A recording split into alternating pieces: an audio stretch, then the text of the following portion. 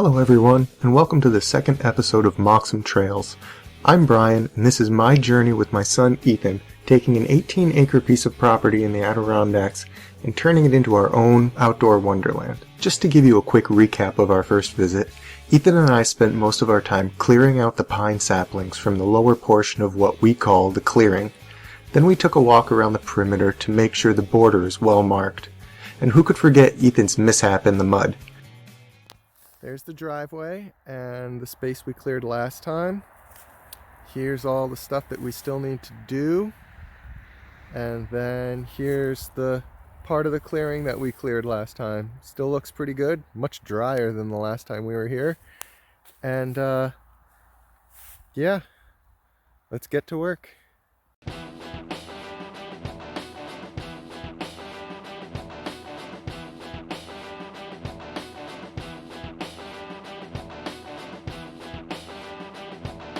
There are a few things making these trees harder to cut down than the ones we did on the last trip. Number one, a lot of the trunks are quite a bit bigger, too big for the lopper, so I have to use the branch saw on them, which I don't mind. It's a pretty good workout. I'm getting short of breath every once in a while, and that can't be a bad thing.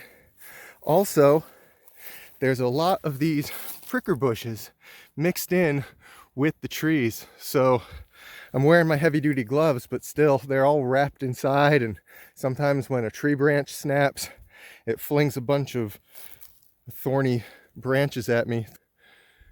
So those two things are making it a little bit more difficult, and it's a little bit more time-consuming, but we're getting after it. Ethan's doing a great job over there. A bit of exploring for bugs and a little bit of ripping up the saplings.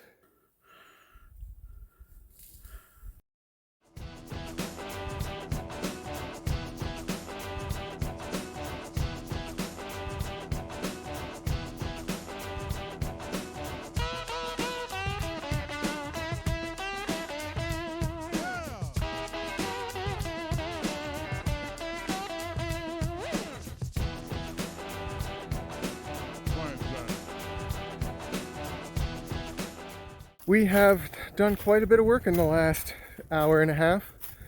The driveway's still the way it was. Ethan did a good job pulling up a lot of the saplings. We have a few more there, but I'm also wondering if I want to leave some of these trees up here along the edge. They don't really seem to be in the way. However, this spot right here is probably the flattest spot in the entire clearing, so I may want to clean this up and make this where we pitch our tent, and in the future maybe put a shed. This is where the bulk of the work was done.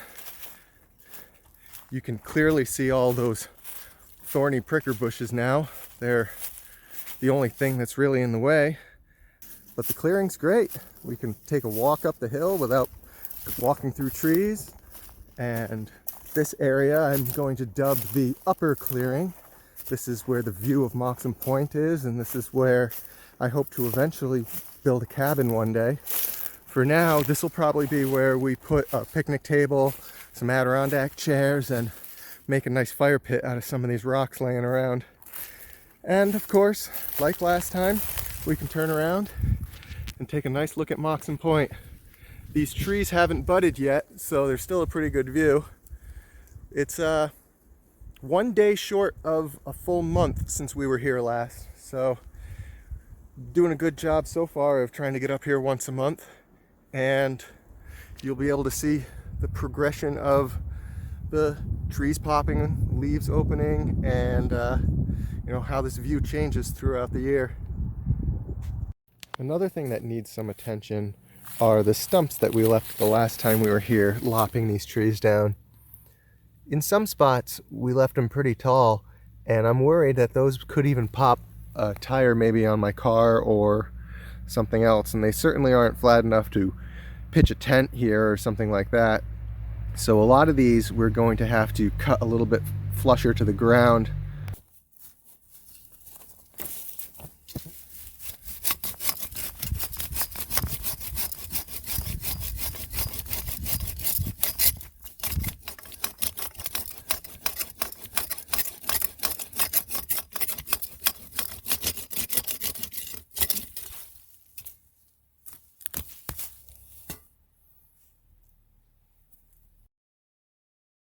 After smoothing out most of those stumps, Ethan and I decided to go for another walk around the property. So this is Ethan and I's second walk in the woods, and something I did notice last time, but it seemed to be noticing a little bit more this time, just how much down wood there is. There's debris everywhere. I suppose this isn't necessarily a good thing or a bad thing. It's definitely more work that's going to have to be done. We'll get up here with the chainsaw and start cutting this stuff up because a lot of it's fallen right across where we want our trails to be. But it's also a source of wood to maybe line the trails and possibly fill in some of the jumps and features that we want for mountain biking.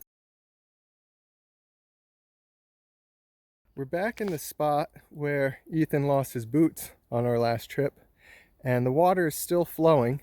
It's definitely a little bit drier than it was last time. So this may be a seasonal stream. Who knows? Maybe it's like this all year round. The important thing is that it's flowing and that it's not standing water where a bunch of mosquito larvae and black fly larvae can live. This is actually one of the footprints that Ethan left when he lost his boots. And even under this dirt, you can see that there's water flowing. So this is almost an underground stream at times. I continued to shoot short videos of the stream as we walked alongside it. The water would often dip below the mud for 20 or 30 feet, then reappear. Gradually, the stream began to build in size until there was less mud and more open water running over rocks. Eventually, we made it to the waterfall that you may remember from our last episode, and that is the topic of our new Ethan's Moxham moment.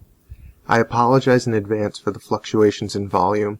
It was difficult to hear Ethan talking over the sound of the stream.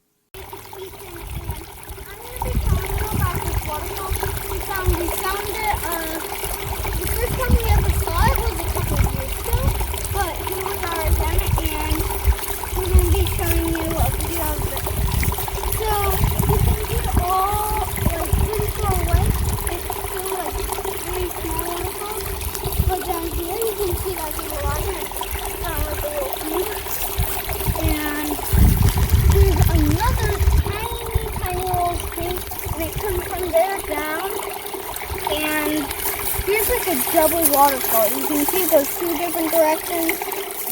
It's all these little waterfalls, and that goes into doubles. That one comes around, and it's just really full of waterfalls, and there's just tons and tons of them. But this particular section is just full. One entire waterfall, and just flows into many waterfalls. And one of them goes all the way down there, and it connects to the stream, and it just moves on. That's the waterfall for today, and I'll see you guys in the next Ethan Moxham moment. Bye! I admit this hasn't been the most exciting trip to the property. A lot of lopping trees and walking through the woods. You saw all that in episode 1. So to try and break things up a little bit, I thought I'd introduce you to the latest member of our Moxham family. This is Lou. Lou is a 5-gallon bucket with a toilet seat that I saved from a previous house project. I put some clips on here that I bought for a few bucks at Home Depot, and that clips right onto the bucket. Inside we've got some compostable bags, some Glade carpet powder that I thought might cut down on the smell. May or may not use that, I'm not sure. And then a smaller bucket with some toilet paper inside. So the idea is take a bag, line the bucket with the bag, then put the top on, do your business, take the bag out, tie it up, put it in this smaller bucket, it's fairly airtight, and then take it with us. We can throw it away when we get home, or we can throw it away at the local transfer station. If we need more privacy, or if it's raining out, then we also have this pop-up tent, and I'll show you how that works now.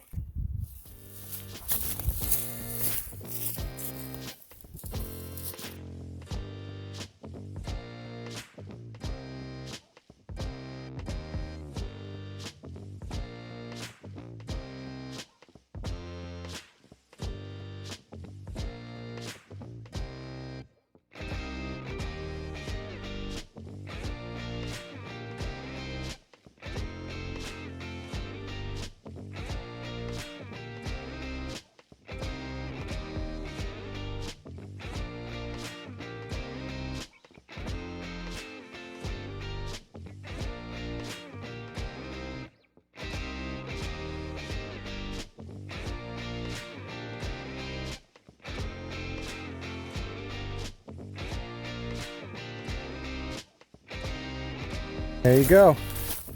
Your own private commode.